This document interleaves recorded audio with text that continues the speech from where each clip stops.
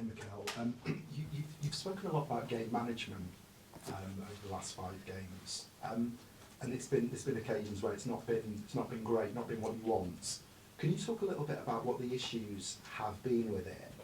Has it been sort of individual moments upsetting you, or what would you say?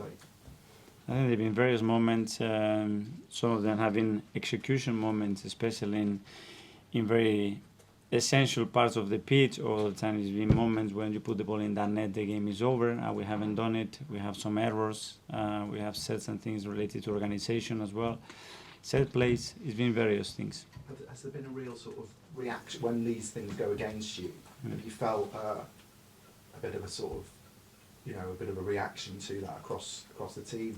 Or? It's what happens in this league when you make those type of errors. The teams punish you, and sometimes you get lucky and they don't. But it happened in the last few games when we have made those errors that the team have punished us and it cost us points, that's for sure. Can I also just ask you about something that I think a lot of people think is quite unfair, quite a reductive argument, that this notion that Arsenal have somehow bottled it. Can you just address that and talk about how that makes you feel?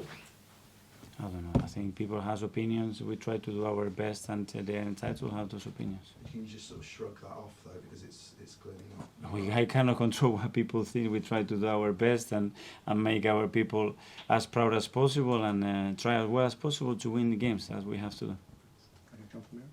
Hello, Mikel. I was just going to ask you, the players have been absolutely fantastic for you this season, haven't they? They've been, great. Whatever happens now, you can look back and say you've had a fantastic campaign. So, on the back of that, just how much did they learn from those experiences of setbacks last season, like the Newcastle game, and give them extra mentality that they've shown throughout the course of the campaign this year? I don't know how much relation is from that as well, because we have quite a few different players this season as well. But I think we have to judge at the end what we do when we play the final game, and we are certain about where we have finished. We have won that league, yes or no?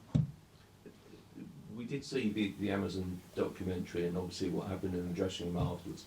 I'm presuming it was clear that you were upset and the players were upset after that game. I'm presuming you haven't had to get so tough on so many occasions this season. It's been different. Yeah, sometimes we can do that when we win, depending on the performance.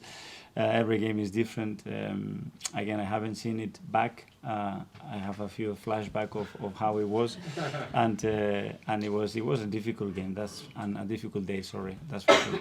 Why was it so difficult?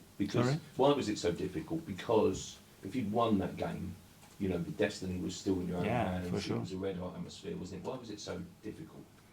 Oh, because we didn't achieve, but we had very close of achieving at the end, and that was the disappointment that we have to deal with.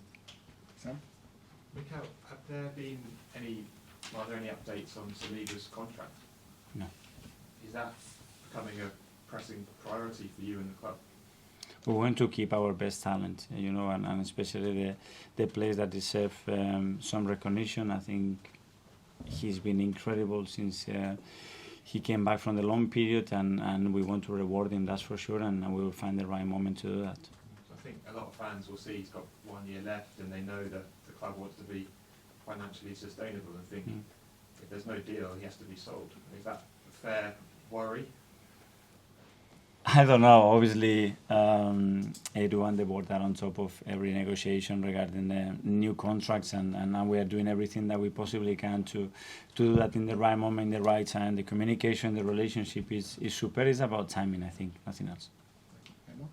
Just going back to that Newcastle game, was that the angriest you've been with the players? Was that the first time we'd seen you really laying into them like that? I don't know. Maybe I've been angry, but I haven't expressed it. Maybe yes. I don't know. How long did it take you to sort of get over that defeat and calm down almost? Because that was the end of everything you've been chasing, wasn't it, after that game? It's not about that. It's about something hurts or not. And I have moments that in my professional career as a player as well, at the defeats that I had, or moments that I didn't maximize what I could have done, that they are still there and they never go away. And those feelings in those moments, they will stay there forever. So yeah, the anger or the passion or what you show in the moment is something, but it's really what sticks inside. I go down. Okay, obviously, you were obviously frustrated with the performance at Newcastle last season, and then when the stakes were so high in terms of Champions League, and then you were very unhappy after the Man City game, you said they didn't do the basics. There'll obviously be some people who think still that Arsenal, when the stakes are at their highest, they're still not able to perform. Do you think that's a fair accusation, and how do you kind of prepare for that and train for these biggest games?